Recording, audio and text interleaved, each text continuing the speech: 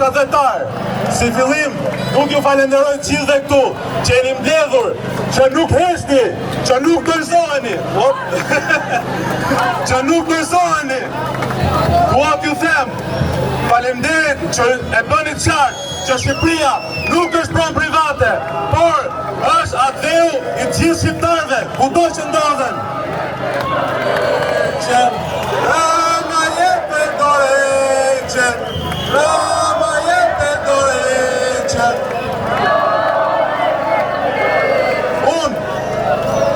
E kam lënë vendin tim ku kanë qenë 18 vjeç, si shumë e shumë shqiptarë tjerë, me shpresën se do kthehem këtu t'jap kontributin tim.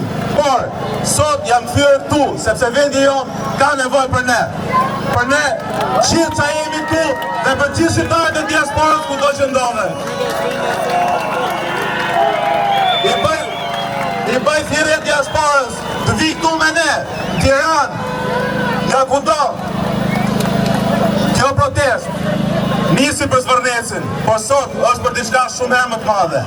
Kjo protest sot është kundër korrupsionit, kundër varfërisë që ka ardhur në Shqipëri, kundër kësaj qeverie arrogante që i merr sfarr shqiptarët dhe është bërë palë me krimin. Prandaj jemi mbledhur sot këtu. Unë doja të thoja edhe diçka tjetër.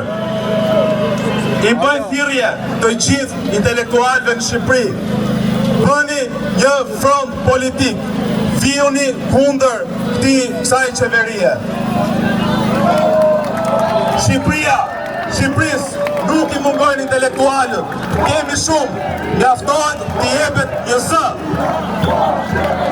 Të gjithë duhet të jenë këtu.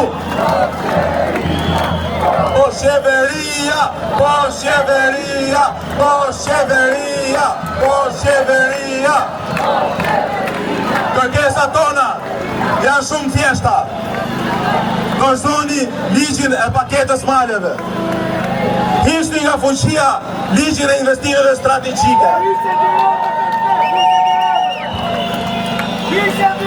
Vendosja e një qeverie teknike dhe e fundit, por më rëndësishmja, ky këtu duhet të dorëhiqet.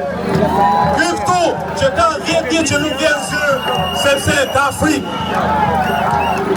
I bëj një thirrje Ramës. Shqipëria nuk ka nevojë për ty dhe shqiptarët nuk të duan. Faleminderit gjithëve. Dhe nesër më shumë, nesër më shumë, nesër më shumë. Faleminderit. Jeni të përgullueshëm.